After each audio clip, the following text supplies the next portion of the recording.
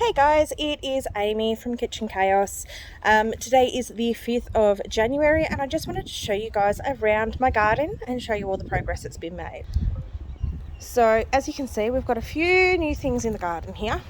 Planted some more sunflowers here and pumpkins along the side here with my cucumbers at the end, and there's some lettuce and I think beetroot in the end bed there as well, but I haven't popped up yet, so we'll see. Our nasturtiums have had a good trim. All of the dead and dying stuff has come off, but check out these gladdies. How beautiful are they? So excited they finally came out. And I got a couple of flowers as a Christmas present, so they're in there. Don't know that they're doing particularly well, but they're still alive, so that's a good start. Our herbs are absolutely flourishing. As you can see, the oregano is in bloom, trying to seed, so that's pretty standard. Now here we've got our sunflowers. Now this one here, I will have to look up the name of it. This is a single plant from a single seed, and all of those heads are on there.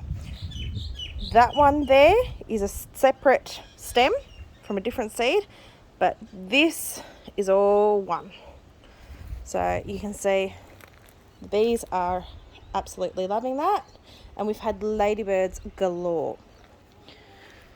So we've got some eggplants down here which have finally got a flower or two. There are a couple of different varieties, so we'll see how they do. Climbing beans are taking off, and this is my squash bed. Now I probably should have had about 3 plants in this squash bed, and instead there's a yellow or golden zucchini, 2 greens, this one is a yellow squash. There are 3 tiny little Lebanese zucchinis, and this one is a golden nugget pumpkin. So you can see on there that we've got some pumpkins already.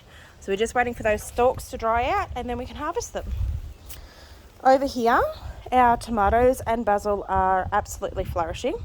You can see we've got some tomatoes going on. Now these are the full-size tomatoes, and my basil needs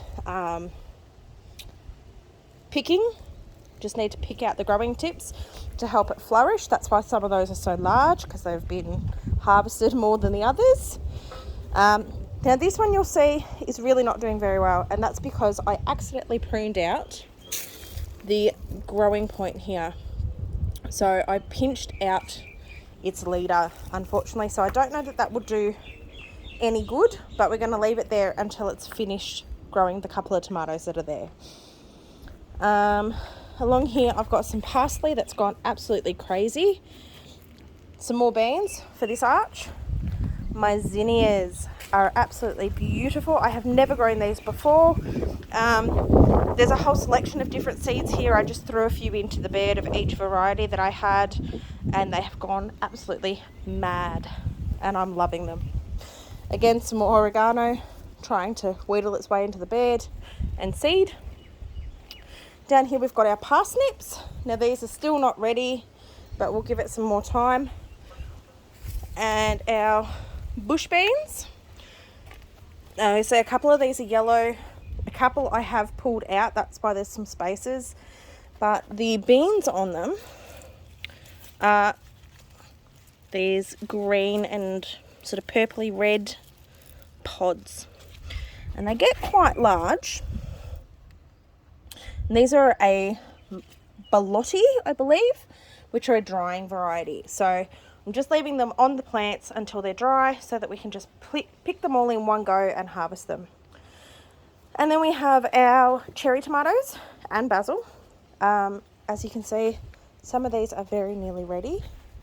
We've got yellow variety on the end, an orange variety, red, and these two are a black cherry. So the sun will actually turn some of the skins a purpley colour. And they're supposed to have more of a smoky flavour. Our pepper bed here. Now you can see our little capsicums are still Not doing great. Some of these flowers are going to have to come out to give them some more space. These two are the cayennes, and then these are the jalapenos. Herbs are doing great. Around this side, the spinach. It's probably coming to its last legs, but that's okay. Now the rocket here has gone to seed, and I have allowed that because I love rocket, so I always want seed. Each of these little pods, once they're dry, holds a whole heap of seeds. So once they're dry and I harvest them, I will show you how to pull the seeds out. This lettuce has grown quite a spike, as you can see. It's gotten tall.